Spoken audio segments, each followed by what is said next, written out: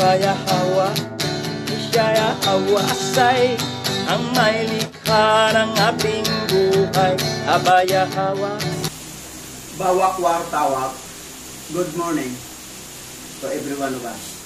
Ngayon, tatalakay ang topic na pinamagatang sino ang sumamba sa hayop? Who worship the beast? So alamin natin, dito po sa Pahayag chapter 14, verses 9 to 12, ito po ang sinabi sa wikang Tagalog. At sumunod sa dalawa ang ikatlong anghel na sumigaw ng malakas. Sino mang sumamba sa hayop at sa larawan nito at nagpatatak ng kanyang noo o sa kamay, ay painumin ni Yahweh ng alak ng kanyang puot na walang halong ibinuhos sa kopa ng kanyang galit. Pahirapan sila sa apoy at asopre sa harapan ng mga banal na anghel at ng kordero.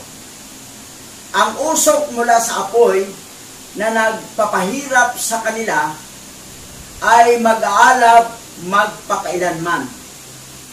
Araw at gabi ay pahirapan ng walang pahinga ang mga sumamba sa hayop.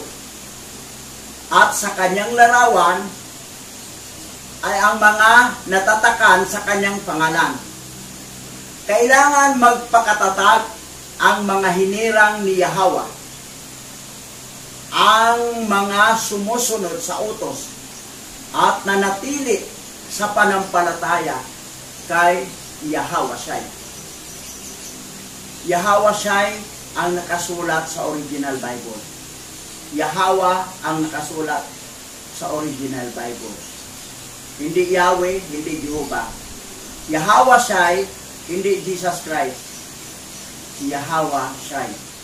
Ngayon, itong hayop na ito na sinamba ng sangkatauhan na nagpatatak, ilalagay sila sa apoy at asupre. Araw at gabi silang pahirapan magpakailanman. Dagat-dagat ang apoy, imperno ang bagsak sa mga sumasamba sa hayop. Ngayon, sino itong hayop na bakit marami ang sumasamba sa kanya? So, pupunta tayo sa Hebrew Dictionary. Ang salitang G sa Hebrew Dictionary ay yes. Ang salitang sus sa Hebrew Dictionary ay horse. So, Jesus, yes, horse. Oo, kabayo. Ang salitang Jesus, hayop, kabayo. Ngayon, dito tayo sa Latin Dictionary. Ang salitang G ay yes. Ang salitang sos ay pig. Jesus, yes, pig. Oo, baboy. Hayop. Dalawa na, hayop. So, ang Jesus ay hayop. Sa Hebrew Dictionary, yes, horse, oo, kabayo. Sa Latin Dictionary, yes, pig, oo, baboy. Hayop. Yung Jesus ay hayop. Ngayon, sabi rito, there is no salvation in two animals by invoking. This name is actually invoking two animals.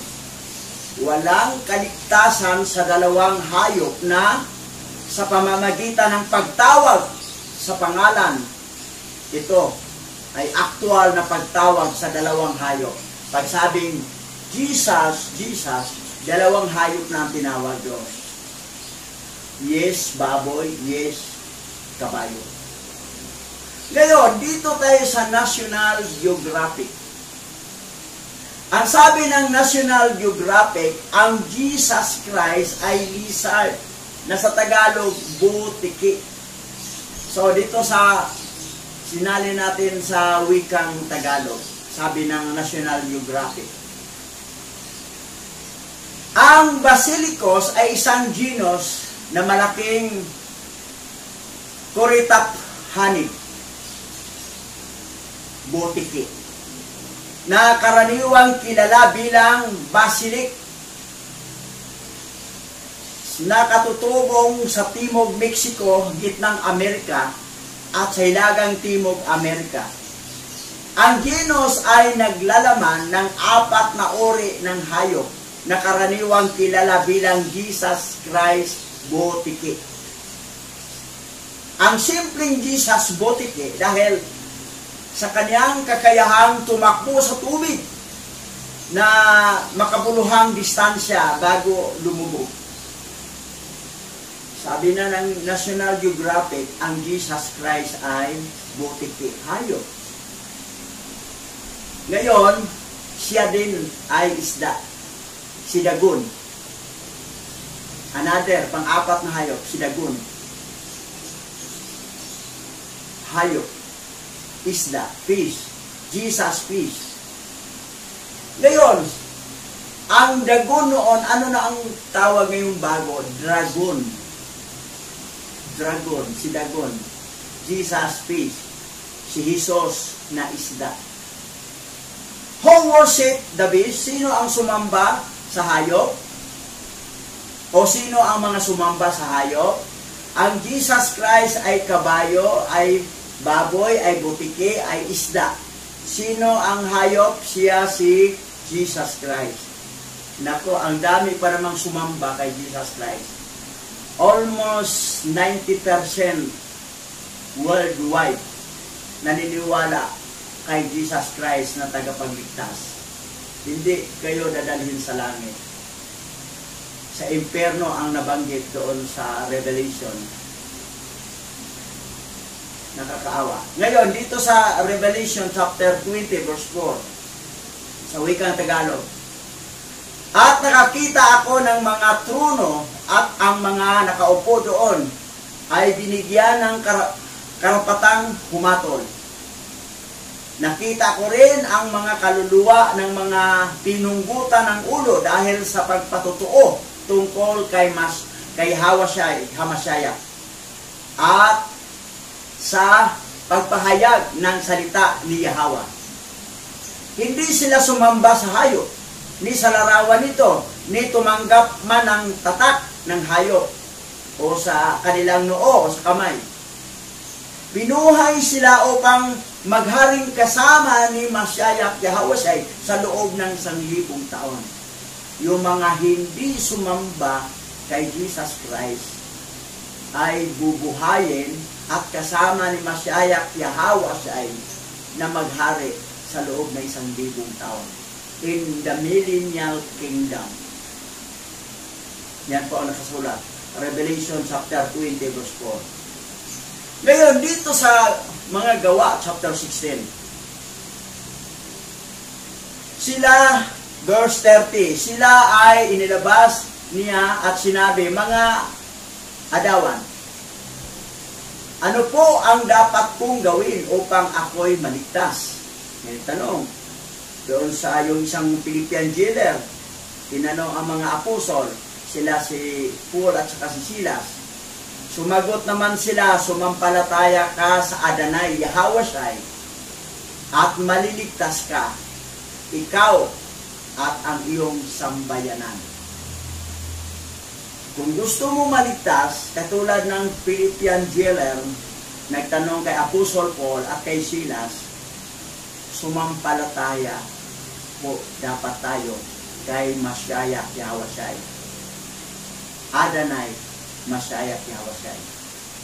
Para magkaroon tayo ng kaligtasan, buhay na walang yan. Yun po ang totoong Savior, tagapagligtas.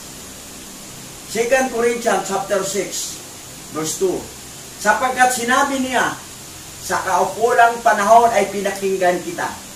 Sa araw ng pagligtas, sinakluluhan kita. Ngayon na ang panahon nararapat. Ito na ang araw ng pagliligtas. Ito na. Tanggapin mo tanggapin ninyo si Masaya Kihawasay dahil siya po ang totoong Savior. Siya po totoong tagapagligtas. Yung inasahan ng sangkatauhan na Jesus Christ na nakasulat sa Peking Biblia na 66 book na gawa ng Vatican Canon Law ay isang malaking kasinungalingang Bible. Jesus Christ ang nakalagay, huwag kayo maniniwala. Doon po tayo sa original Bible, Ancient Hebrew Bible, Tanakh. Yun po ang nakalagay doon, Yahawashai, Hamashaya, ang tagapagligtas. Siya po si Yahweh, nagkatawang tao. Nagbuhos ng dugo doon sa Golgotha, sa Kalbaryo. Para ang sino mang sumampalataya sa Kanya ay hindi mapahamak, kundi magkaroon ng buhay na walang hanggan. Sinabi ng John 3:16. Sa John 3:16 sinabi, kayo na lamang ang pag-ibig ng alahayam sa sanglibutan. Kaya ibinigay niya ang kanyang bugtong na anak. Ang sino mang sumampalataya sa kanya ay hindi mapapahamak, kundi magkakaroon ng buhay na walang hanggan. Alahayam ang nakasulat doon. Hindi God, hindi Diyos. Alahayam. Kasi ang God, ang Diyos ay fallen angel, Satan. So yun po. Ngayon, mananampalataya ba kayo kay Masaya Kihawasay? Para makaiwas tayo sa dagat-dagatang apoy. Iwanan ninyo ang Jesus Christ dahil piki po yan. Hindi yan totoong tagapagligtas. Ang totoong tagapagligtas, Masaya Kihawasay. Yan po. Hanggang dito lang muna tayo. Bibli Shalom. Alhayam Barakata. Yaman.